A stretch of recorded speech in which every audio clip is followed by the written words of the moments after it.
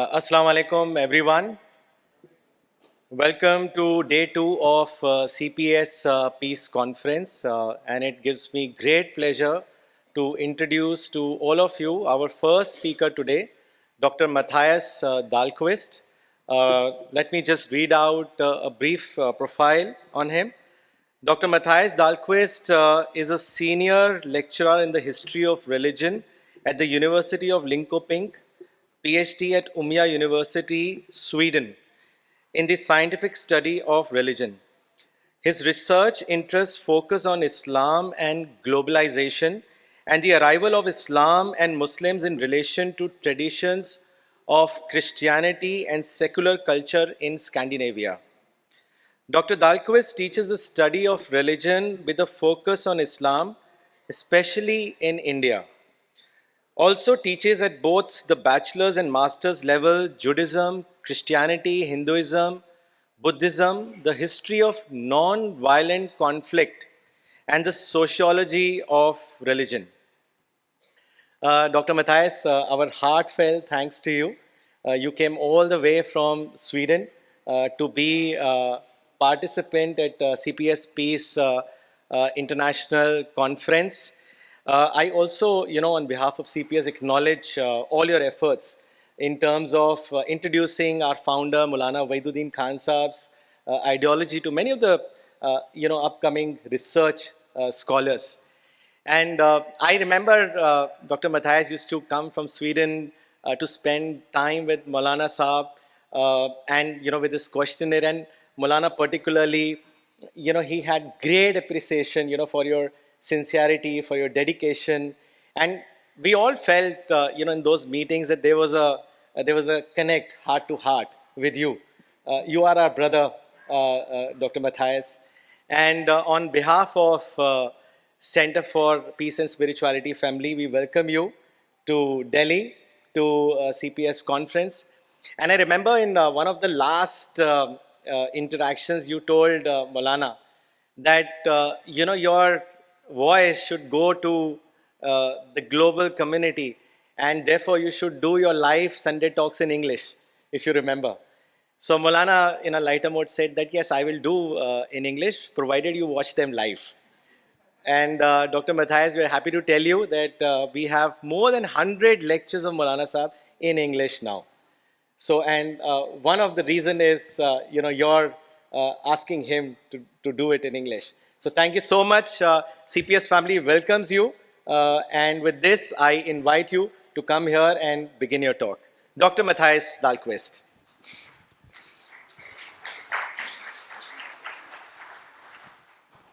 Assalamu alaikum wa rahmatullah wa barakatuh. I'm very happy to be here. I'm very honored to be here among friends. And I will do this talk. I will try to be as personal as I can, because this is also a way to remember Maulana Wahiduddin Khan. So I will try to talk a little about my personal experiences.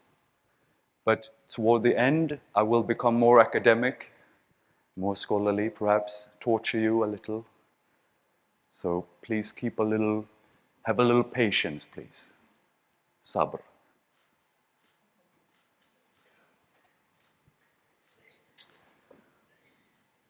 I will try and do three things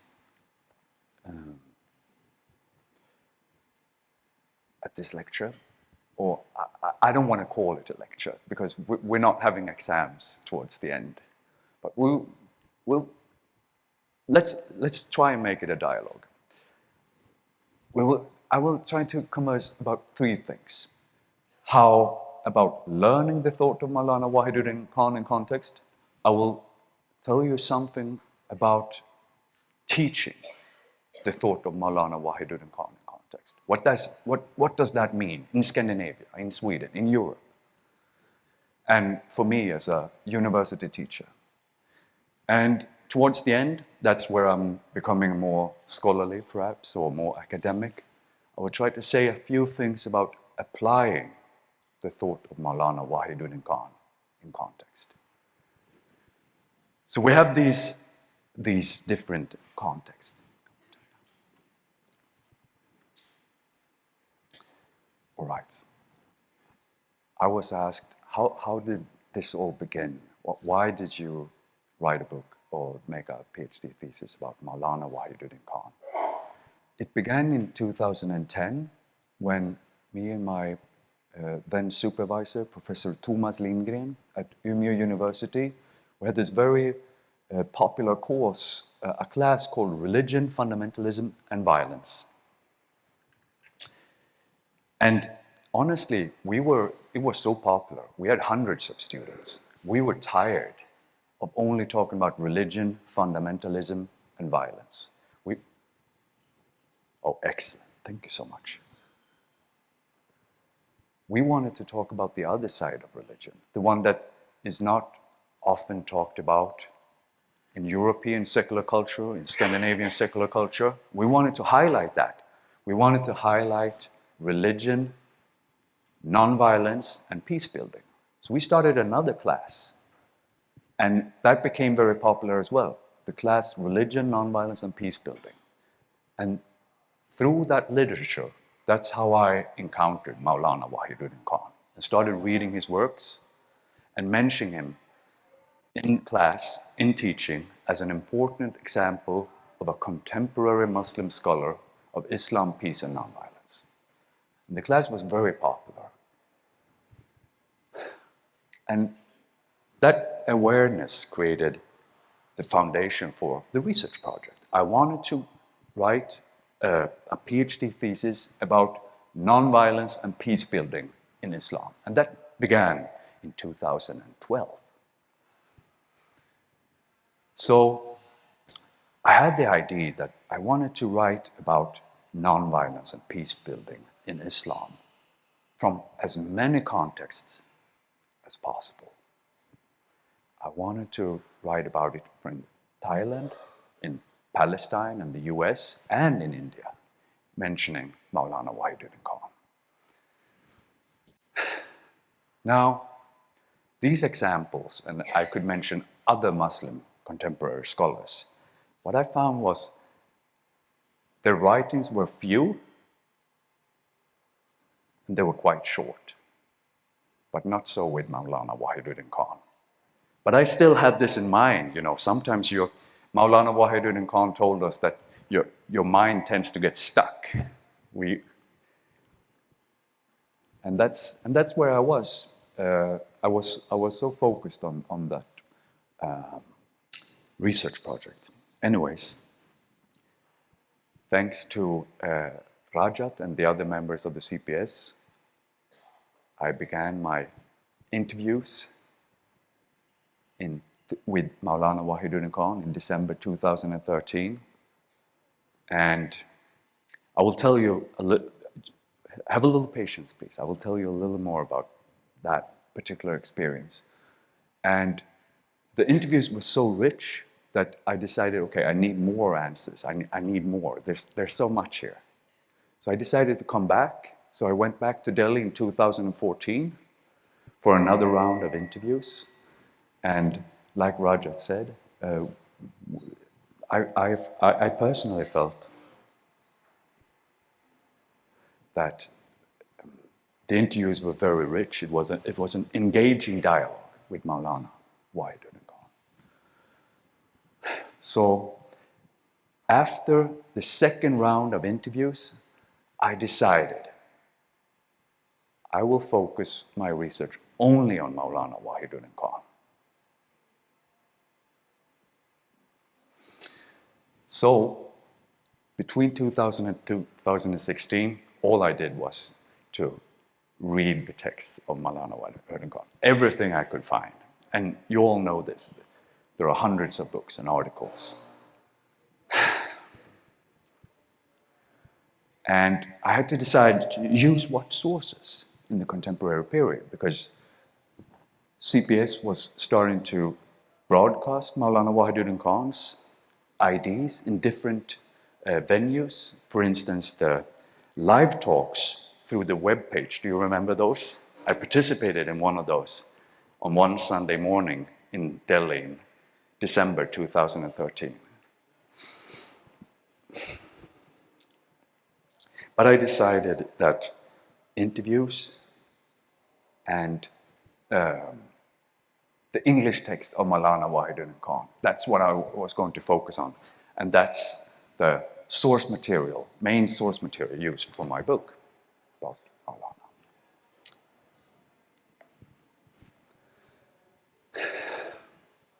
But, okay, so I was trying to grasp, I was trying to understand the message. I engaged with this message, but I felt there was something missing. I felt that I couldn't understand it. And for research, I needed an analytical point of view. And I realized I have to understand his message in a context. So I had to learn what amounted to two related contexts. I had to understand the Indian context of debate over Islam, the public debate over Islam, different Muslim interpreters of Islam, and who and what positions were Maulana engaging with? Who was he addressing?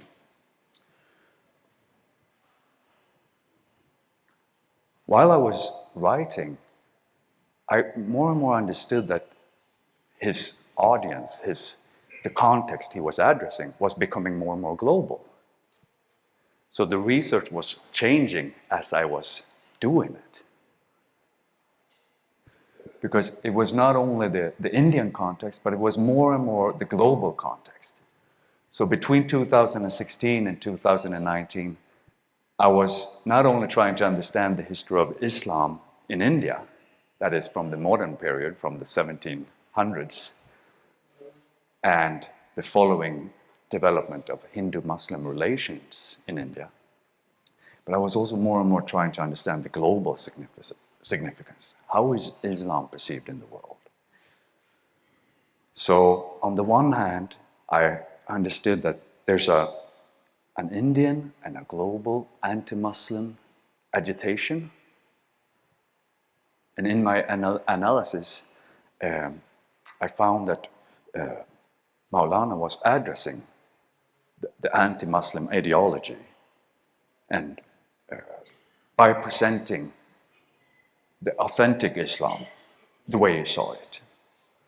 And on the other hand, Maulana was addressing the actual instances of Indian and global Muslim terrorist attacks and how to counter these influences, both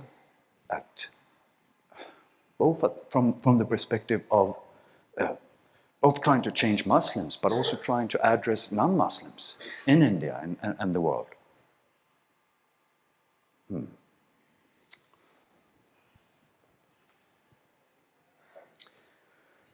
All right. So I came back to Delhi for a third round of interviews. And in 2016, I had what amounted to 6 interviews with Maulana for a total of 18 hours of interview material. And at the dissertation defense, the faculty opponent, Jan Järpe, he's the most famous scholar of Islamic studies in India, and in Sweden, and he's the dean of Islamic studies in Sweden. He told me, so you spent 20 hours with your questions of a more than a 90-year-old man? What's wrong with you? And he was right, of course. But on the other hand, I felt that what happened when I had the possibility to interview Maulana was, what happened to me personally was I got excited. I got excited because he was someone who excelled in logic. And his children and grandchildren, and those of you who knew him well will have to correct me if I'm wrong, but I think that his personality was, or his psychology was oriented around logic and ideas. I think his main interest was ideas. And there's some research, some psychology research about this, that so there's a certain very small number of people, about 2% of the population, who are mainly oriented around ideas and logic and originality. So the way I understand his development as a thinker, for instance, in his youth, he engaged with a secular materialist philosophy of Bertrand Russell, the British philosopher. Now that's a mind who is oriented around originality. That is, one wants to engage with original ideas and try to work it out. And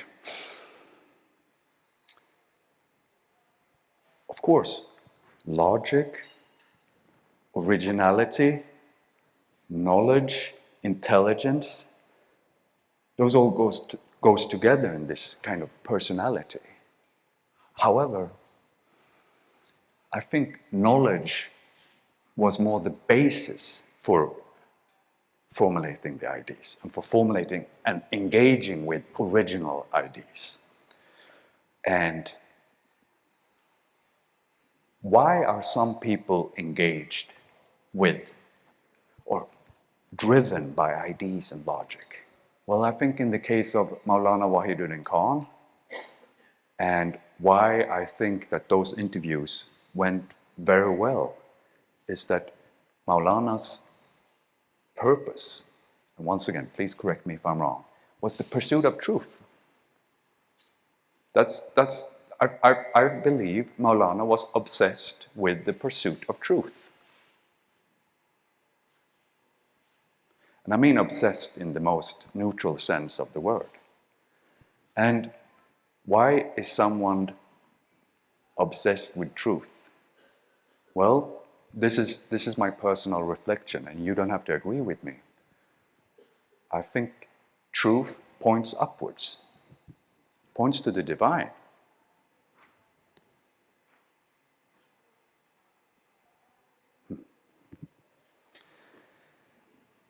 So knowledge, in the case of Maulana, I think that was a tool for him in the pursuit of truth.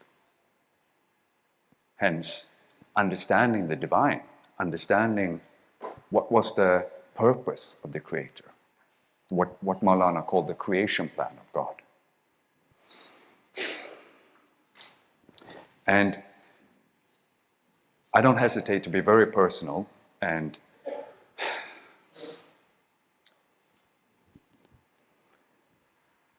Maulana wrote a lot about and discussed with me during these interviews about the importance of introspection, about reflection, and through that process is growing through purification, taskiya. And now he never mentioned exactly what is introspection, exactly what is reflection. But I have the good fortune to have two people in my life who are my internal points of reflection. And one is my deceased grandmother, and the other is Maulana. And I meet their faces in portraits every day I enter my study. And this, just meeting their faces, remembering the deceased ones is a point of reference for me. They nudge me. It's like a presence. And I don't know what paradise is. I don't know what Jannah is. But it nudges me onward, corrects me when I'm not on the path of righteousness and applauds me or smiles at me. My grandmother, in my own personal psychological experience, Maulana smiles at me when I'm on the path to righteousness, and he nudges me or frowns at me when I'm being less than what I can be. So I think he was right that it is only through the processes of introspection and reflection, and therefore growing in purification. And I think he's right when these processes are necessary to develop a peaceful personality. And I struggled with his concept of human nature and positivity. I struggled with it when I did my research because I wanted to know exactly what did he mean. I wanted to know exactly what did he mean with every concept. And I felt positivity was the most difficult one for some reason. Now it's totally clear to me. But at the time I wanted to understand what did it mean with positivity and how it's related to al-hadith and the Quran.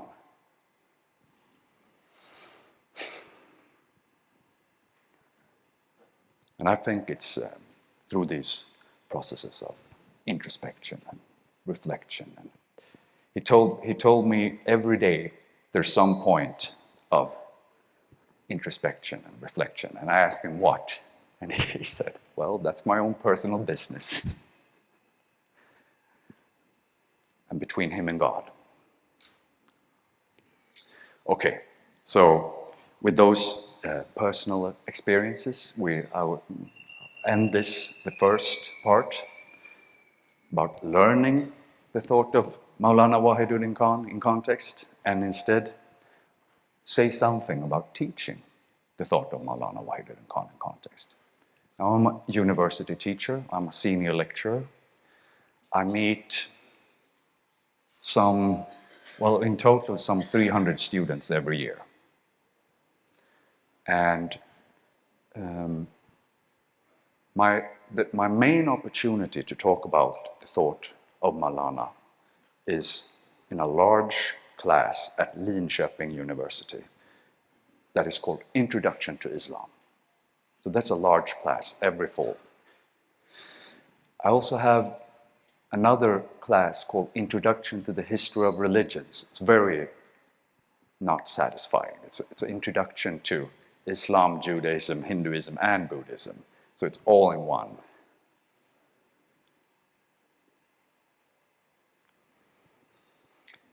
But what's important about that class is that it's a seminal beginner's class. And it starts the semester. So that is the first thing that students of religion will meet. And what I do always during these classes is that we work our way through Islamic history and lexicon, through the times of the Prophet Muhammad and the developments in the medieval period, and trying to formulate and understand the main challenges of the modern period. So by the time we reach the contemporary period, the students know about the central Islamic Arabic lexicon.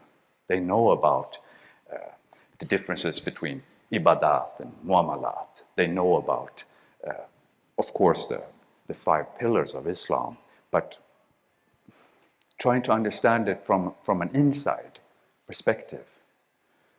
And then when we get to the contemporary period, I can present the thought of Maulana Wahiduddin Khan and allow them to pass their own judgment on how they perceive it.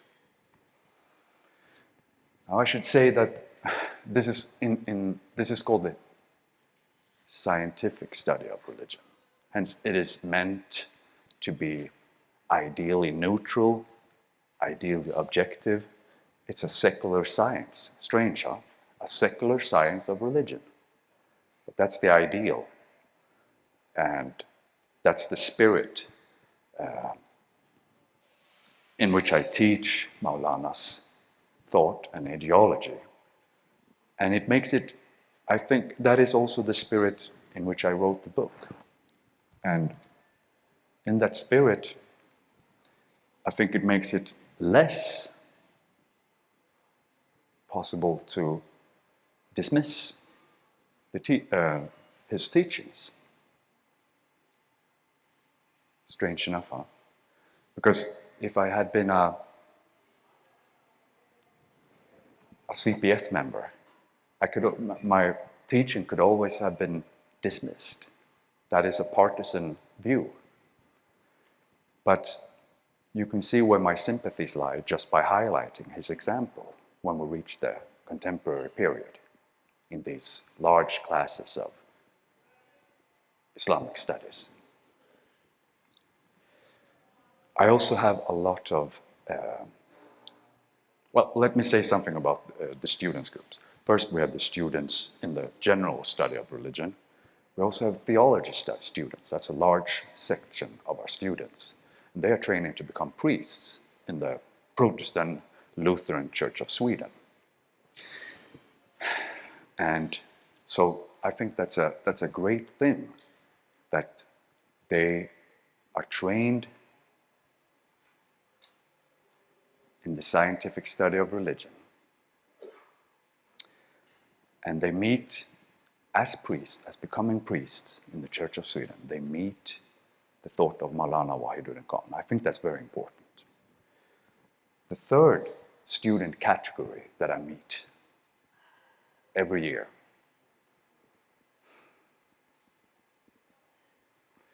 is our teacher students. Now, they are trained in religious education as a school subject, and this needs to be commented. Religious education. So that is a part of the high school curriculum in Sweden and in most Scandinavian countries and many European countries.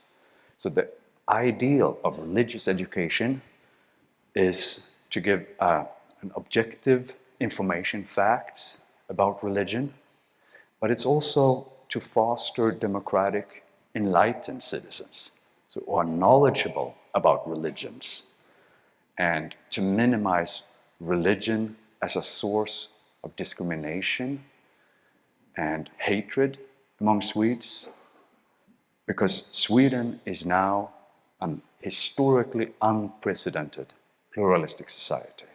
And I will say a little more about that. But religious education as a school subject is ideally secular, objective, balanced, is focused on world religions and comparative religion. So all Swedish students have this as a school subject. And I'm very proud of the teacher students that I meet each year, because they in turn meet hundreds of pupils every year in their professional lives. And I always try to remember them about the importance of Maulana and as a way to understand Islam in the contemporary times. Now, I don't want to exaggerate my own importance in this, but I'm very proud because I think that that is my contribution to Swedish society. And indirectly, I have an effect of the Swedish school system, and hundreds of Swedish school students, pupils, will have some knowledge about Maulana Wahiduddin Khan. And we will see what the long-term effects of that will be. Okay, so just shortly, one quick example. Currently, I'm supervising 6 master students, and one of them he writes his master's thesis, and he's becoming a school teacher. They have 5.5 years of training, like I said. They combine their religion's education subject with another topic, typically Swedish, typically history or geography. And his master's thesis is about the thought of Maulana Wahiduddin Khan in relation to the official religious education curriculum and teacher practice. Because what does objective, nuanced, multifaceted, and balanced religious education means when school teachers discuss Islam in the Swedish school education? What does it mean? What do teachers in Swedish schools highlight about Islam? Should they simply avoid Muslim fundamentalism, terrorism? That's a very contentious issue in Swedish society and in Europe. So what does balance mean? What does nuance mean? What does multifaceted mean?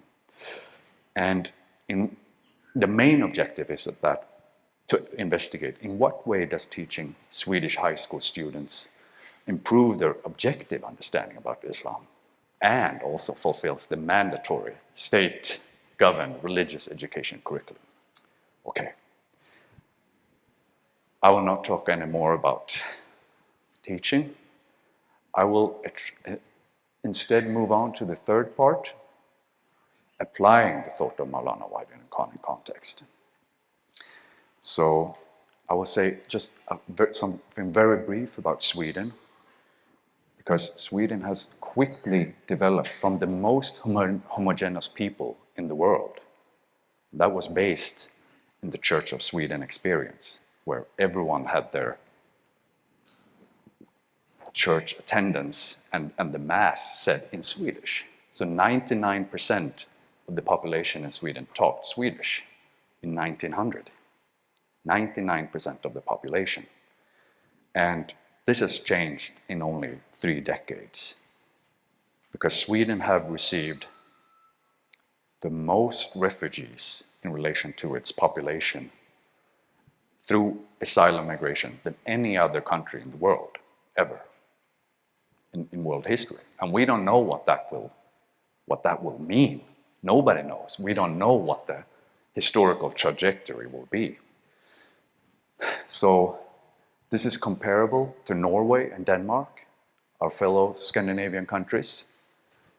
It is very comparable to the experience of Germany, that have received more refugees, mainly from Muslim majority countries. But relative to its population, Sweden have received more refugees. Okay. Now that is the background to understand something very contentious, a very contentious issue in contemporary Sweden that I would like to spend some time about. So last spring, there was a Danish right-wing extremist who does not like immigrants, and he does not like Muslims. And he wanted to prove that Muslims are reactive, that Muslims are prone to violence, through burning the Quran.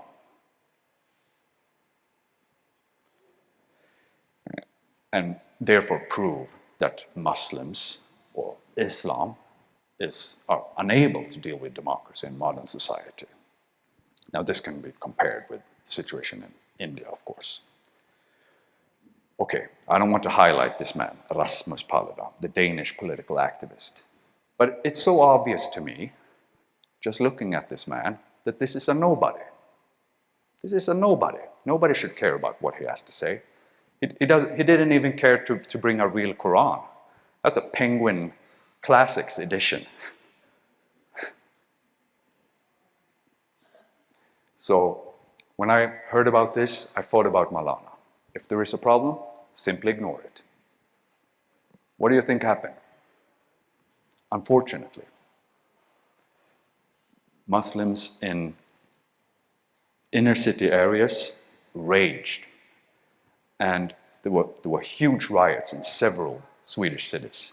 Now we haven't had a riot for 20 years when left-wing activists came to Sweden in 2001 for the World Economic Forum. So these images were broadcasted to every Swede, and this reinforced the image of Swedes of how Islam is, what Muslims are like. Now, I would like to say that the police is generally very popular in Sweden. I teach at the police academy. They're very democratic, they're very friendly, they're not racist. So these images horrified the Swedish public. Because the activist, the Danish activist, he had sought permission to have that kind of activities. And the police is forced by law to defend any demonstration with a permit. So, how to react to the so-called Easter riots of 2022? Well, it's obvious to me that it was a trap. And the certain Muslims of Sweden took the bait, like fish to a hook or birds in a net. Now, one insightful member of the CPS told me in 2016 that Sweden, and perhaps myself, was too kind to the Muslims. I wasn't sure at the time, but I'm sure this time, and I won't make the same mistake again. I have to say, stupid Muslims. Stupid. Because I felt that my effort as a university teacher to try to deepen the understanding of Islam as something that may lead to truth, that points to the divine. That's what I said. And my efforts to create a more harmonious Swedish society, because now we are a pluralist society.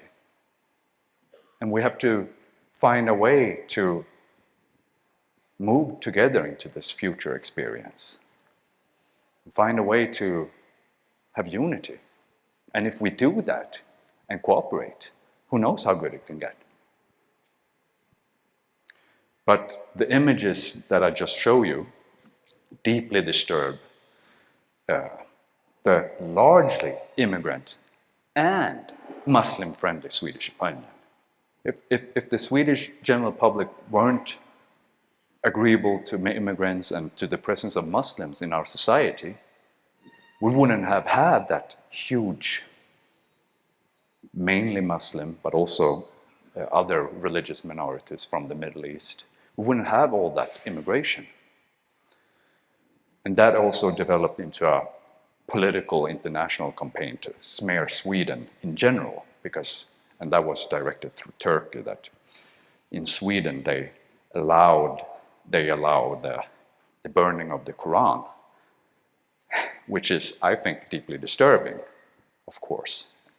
But the whole campaign was built on an inability or unwillingness to understand freedom of expression and democracy in Sweden.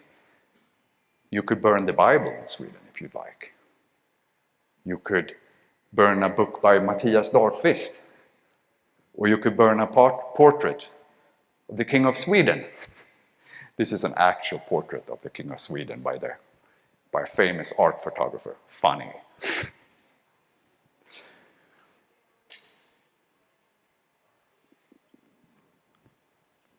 And I would like to talk to you a lot more about applying the thought of Maulana Wahiduddin Khan in relation to developments within academia that is sometimes called, and this is a strange word, sometimes called postmodernism. It is called critical theory. That is the last thing that I would like to leave you with. But time flies. We need to move on.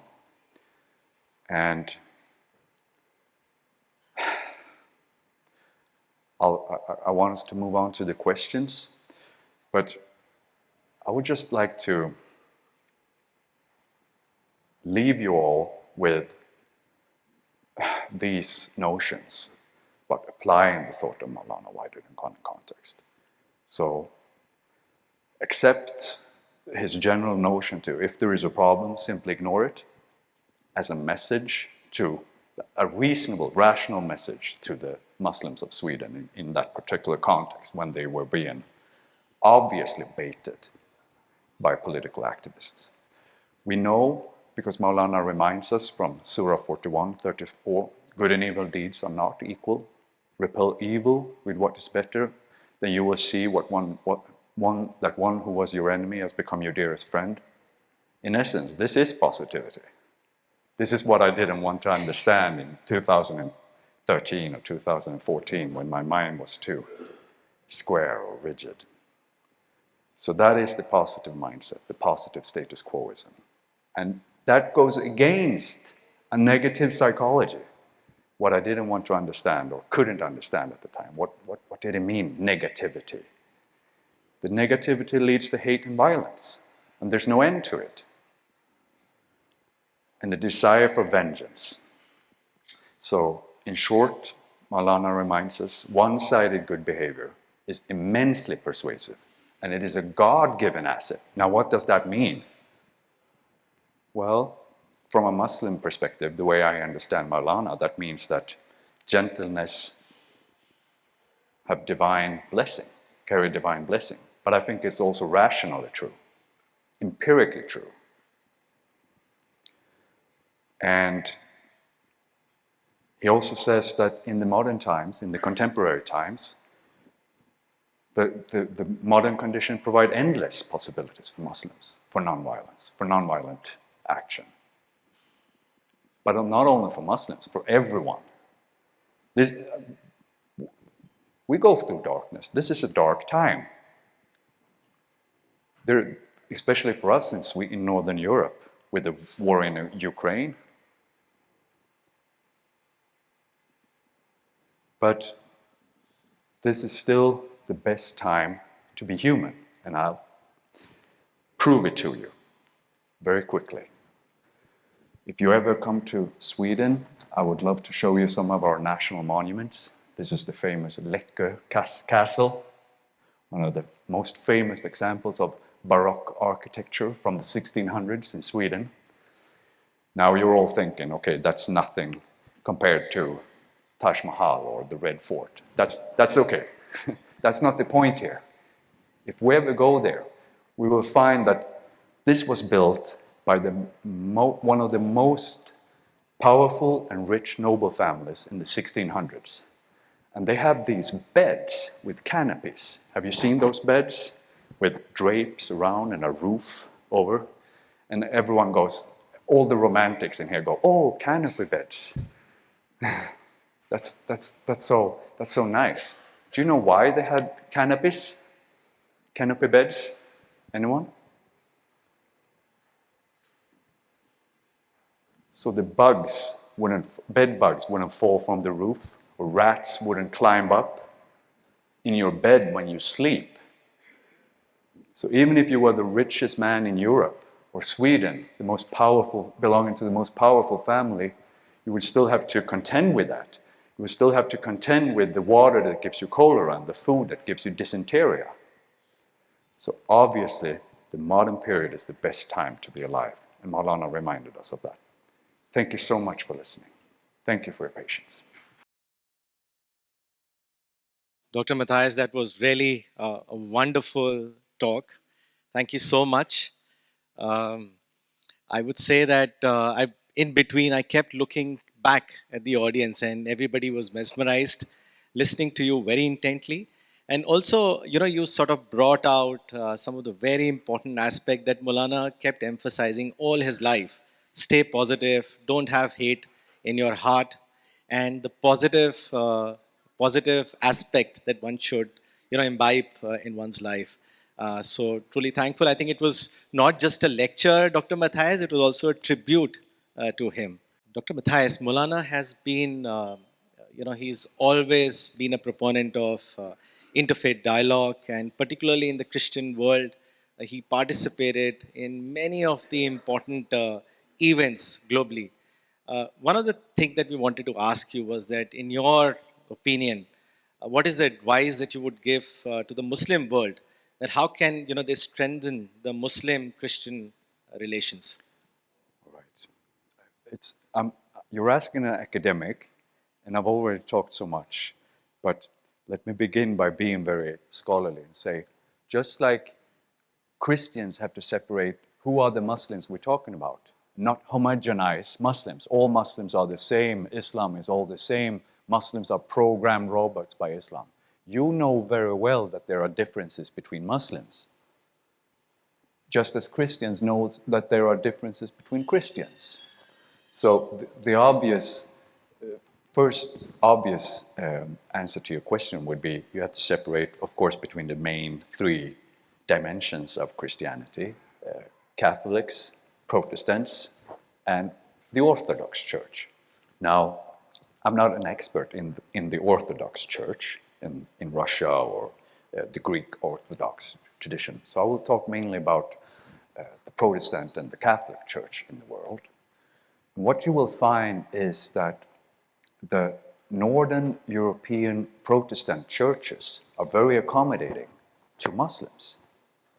And they are very interested in Muslim scholars like Maulana and accommodating to Islam. That is part of why the countries that I mentioned in Scandinavia, Norway, Denmark, Sweden, are generally very agreeable or friendly towards immigrants and Muslims. Now, when we talk about the Catholic Church, there's a huge difference between people at the general level and the theologians and the bishops and the cardinals of the church.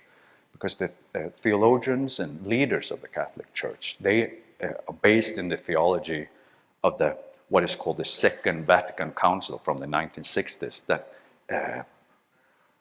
created a theological agreement with pluralism and the idea that wisdom and salvation can be found in other religions except Catholicism. So that is one thing that you have to keep in mind always. Who am I talking to? Okay, but on a more personal and philosophical level, I would like to say that one problem I have with... So I mentioned that we have a large immigrant and Muslim population in Sweden, and that is reflected in my classes. And once again, I would like to remind you that that is an example of the endless possibilities that Maulana remind us of. Hence, Muslims do not have to engage in violent activities of any kind. They are, like everyone else, allowed in the state-sponsored free higher university education. So 10 to 15% of my students are Muslims. And we have, like I told you, we have these long classes where I introduce Islamic history leading up to the contemporary times. And I always mention that what Maulana reminded us of, that there is agreement between earlier revelations and prophets and the revelations of Prophet Muhammad. There is agreement. So I say that one basic category of Islam is that we separate between the Nabi, the Prophet, and the Rasulullah, those who brought forth scripture, like Moses or Jesus, Isa.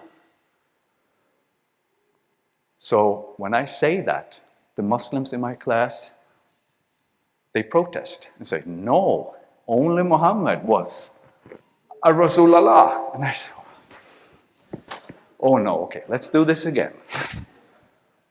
Moses, and there are a certain number of Quranic scholars, and I don't dare to say anything about the Quran, but please correct me if I'm wrong. Moses is the most mentioned person in the Quran. And Isa is so important for Islam. And still there is this Muslim perception that no, it is the Prophet Muhammad who matters.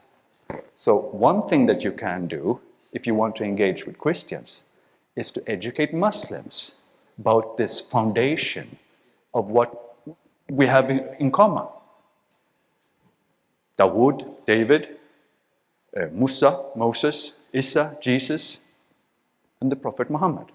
And I will do my best for my part to say that in what way is the message of the Prophet Muhammad in coherence with the message of Moses and Jesus. And then the philosophical part. That is based in my experience as a teacher. The philosophical part would be, and you don't have to agree with me, no one have to agree with me, by the way. So, in Christian theology, Jesus, I mean, you all heard the concept. Jesus is the Son of God. But what is actually there in the Greek text is that Jesus is the incarnation of the Word of God. In the Greek text, logos. Logos. Now that's a strange concept, logos. It is related to logic, but it's not the same thing. Logos. So the Christian main idea is that the divine is present in the world. So what I teach my students is that you cannot compare Jesus and the Prophet Muhammad. You must compare Jesus with the Word of God, the Quran. That is because that is the way that the transcendent God is present in the world, according to Christian doctrine and Muslim doctrine. And of course, I would like to add then that makes that it is actually Mary who can be Maria, who can be compared to the Prophet Muhammad, because Mary is the vessel that brings forth the Word of God, the Logos, into the world. Now in Christian doctrine, she is the Virgin, hence she could not have affected the Logos. She has not have any effect on bringing the transcendent God into the world. And in Muslim doctrine, the Prophet Muhammad was an analphabet. He couldn't read or write. That means that he could not have affected the revelation. It is not by his own will or understanding. He has only received it like a vessel. So that is something that I think that we could be reminded of. But even, on an even more philosophical level, I think actually, and I think the brilliance of the Western civilization is, on the one hand, the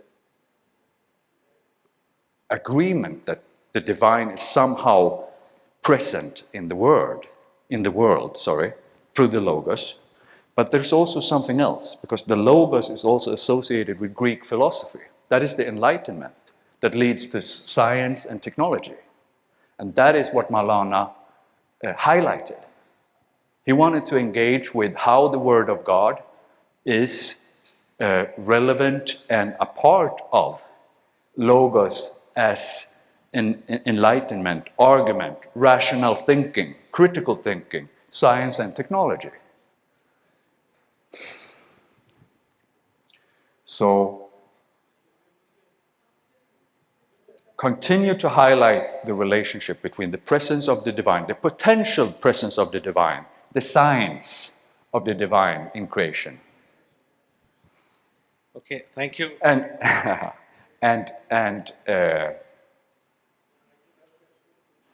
the rational part of the Logos, what that leads to the science and technology. Thank you, Dr. Mattias, for that elaborated answer. We have to move on to the next session, but I quickly ask you 2-3 more questions. There's a follow-up question from Professor Farida Khanam, and she has asked that have your efforts been successful in making Swedish Muslims to understand better how to live in a pluralistic society with the spirit of tolerance and patience? Not enough. Not enough. Because but I think it's a slow process. And what is interesting is that I told you about those Muslim students in general in my classes, but there is a large number of Muslim students who seek to become religious education teachers. So I think we have to think about it in the long term here. Because I think that those Muslim students who are students today who will in 5 years, in 10 years be teachers and therefore be role models for young Muslim second and third generation immigrants in Sweden. That is the long-term effects.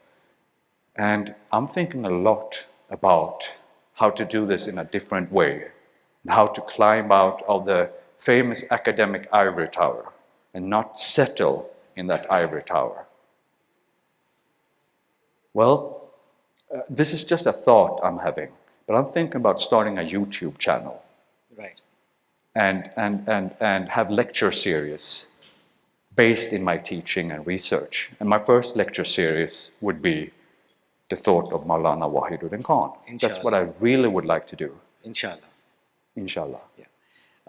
Dr. Mattias, we all witnessed, your emotions, flow of emotions during the talk, especially when you mentioned about Maulana Wahiduddin Khan.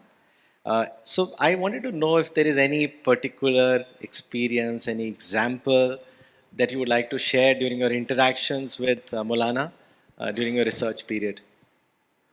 That is, I would like to exaggerate again, that engaging with Maulana was gripping.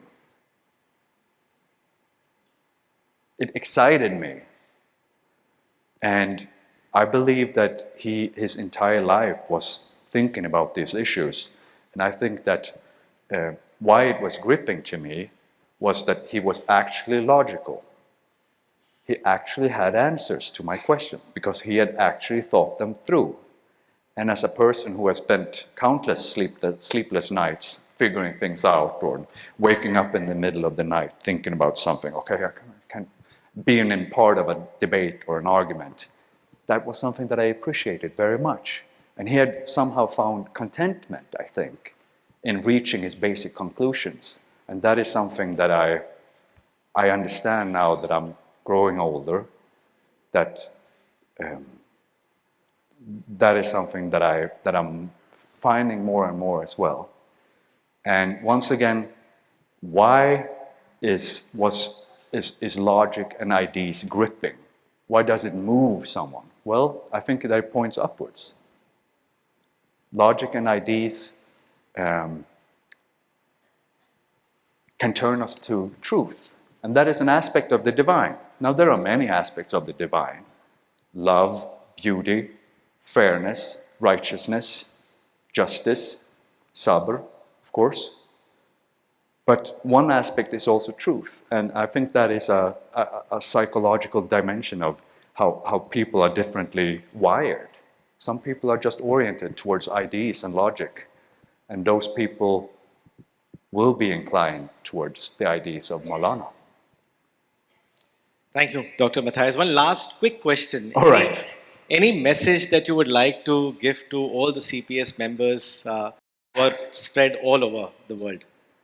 That would be what I would, if I had the ability to torture you more and have my full 3-hour lectures that I usually give my students, that would be to, well, there is an academic trend, especially in the US, and it's a part of something that is called postmodernism. And postmodernism is a 1960s French radical philosophy that challenges all knowledge, that challenges all concepts, and says that there is no such thing as knowledge. There is no such thing as an objective position. And they are very critical against Western civilization. And everything is due to colonialism and the white man's oppression of everyone else, especially categories like women, everyone who is non-white, including Muslims. And that is a basis for violence, because it's based on essentially Lenin, Vladimir Lenin, the founder of the Soviet Union. That is based in his philosophy and ideology. And you will, especially in the US, you will encounter this philosophy. And don't be dismayed by it. Don't be dismayed by it. Don't be convinced by the relativist positions. Remember what the ideology of Maulana, who highlighted the importance of science and the contribution of the Western civilization in the fields of science and technology.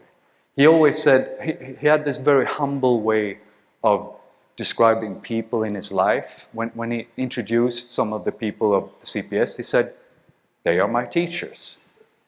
This is my teacher. I would like you to meet so-and-so. This is my teacher. And he also had that idea about British colonialism that was, he said that, okay, the British civilization had something to teach.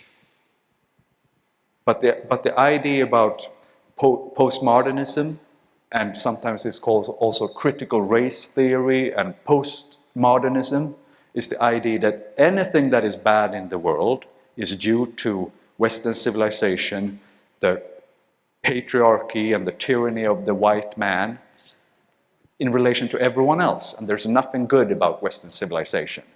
And I think that's wrong. I think it's dead wrong. And I think it's dangerous.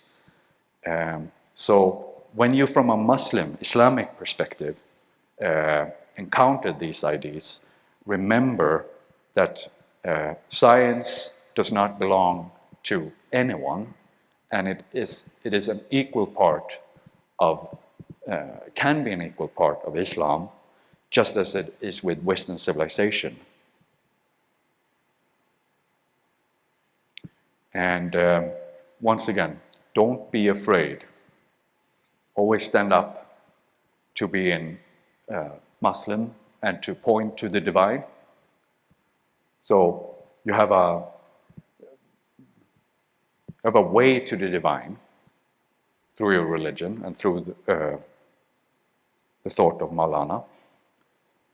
So never hesitate, and never hesitate to be positive. Never give in to the hate and fear in the world, the darkness of the world, the dark times that we're going through now.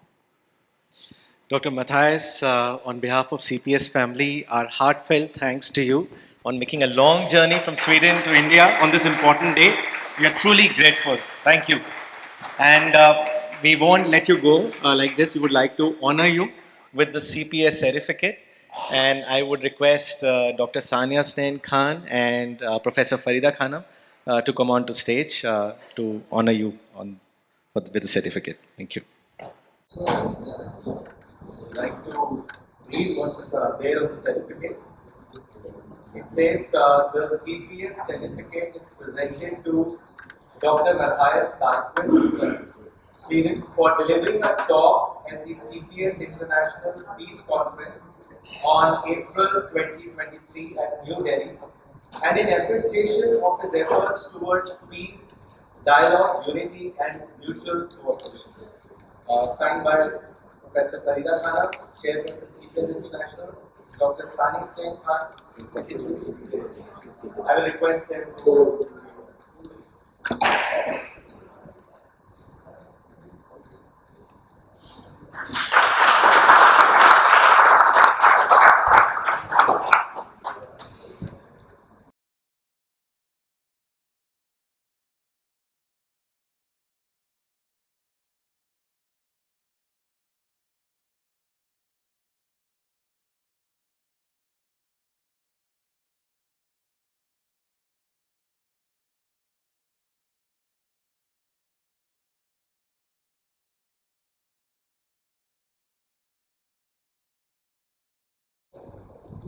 Thank you, Dr. Mattias. Thank you so much.